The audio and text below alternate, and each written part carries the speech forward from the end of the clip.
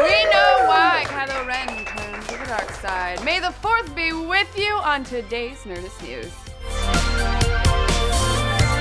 Big stuff, Padawans! It may have just released yesterday, but the new in-canon book Star Wars Bloodline by Claudia Gray is already having a major impact on the saga, which makes sense, since Episode 8 director Rian Johnson contributed to the story, meaning we can assume the stuff Bloodline delves into will tie into the rest of the trilogy, and we're gonna be getting into some spoilers, so beware. The book, which tells the story of how the galaxy came to learn that war hero Leia Organa's father was none other than Space Hitler Darth Vader, fills in a whole lot of blanks Episode 7 didn't touch on, like how the Republic began to splinter, leading to the creation of the First Order and the Resistance, Leia's rise to becoming Resistance leader, and Han Solo's surprising life as a pro-starship racer before he went back to smuggling. But the most important thing we learned from Bloodline was what Ben Solo was up to before he joined the dark side, and what starts him on the path to go full Kylo. Hashtag full Kylo. Hashtag full Kylo. You want me to say that? I'm not saying that. In Bloodline, we learn that Ben Solo, who's 23 during the book's time, hasn't spoken to his mom in a while, as he's been busy traveling the galaxy with his Uncle Luke, seeking out ancient Jedi knowledge. Oh, and also, nobody ever thought to tell him that friggin' Darth Vader was his grandfather. Yeah, he had no idea. For Leia, the time just was never right, and in the new canon, no one in the galaxy other than Luke, Leia, and Han know the truth about Luke and Leia's lineage, until a rival senator outs her, ruining her political career and casting doubt and fear on Luke as well. So presumably, poor Ben Solo learns the truth about his grandfather being the worst guy in the universe from some kind of news report while out adventuring. Thanks, Space TMZ! Yeah, it's safe to say that news was pretty shocking and sent Kylo into a pretty severe identity crisis. Ugh, get over it. Think of Luke's reaction when he learned Vader was his father and that Obi-Wan had basically lied to him about who Vader really was. Luke had a choice to use this information for light or dark, and Kylo, well, looks like he went the other way with it.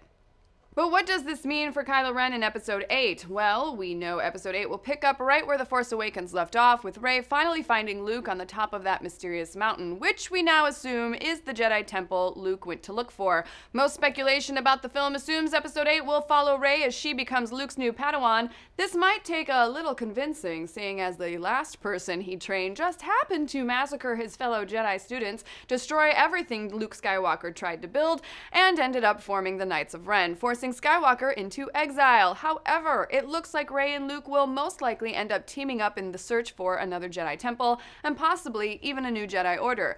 This means she'll basically be replacing Kylo Ren Ben Solo, so we're assuming he's not going to be thrilled about that either.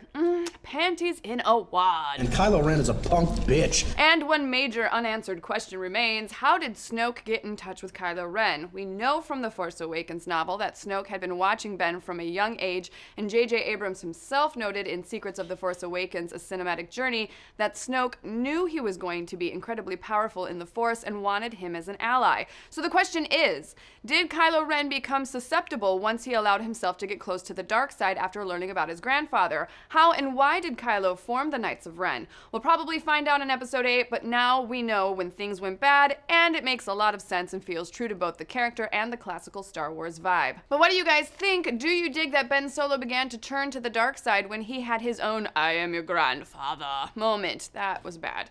Do you think he formed the Knights of Ren before meeting Snoke and aligning with the First Order? Let's discuss. Dan, what's popping on the Dan Cave today? Well, first of all, Jess, may the 4th be with you.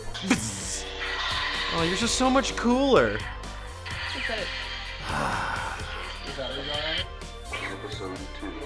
Oh, not episode 2, not episode 2. Anyway, today's Dan Cave is all about Civil War, specifically I think I just...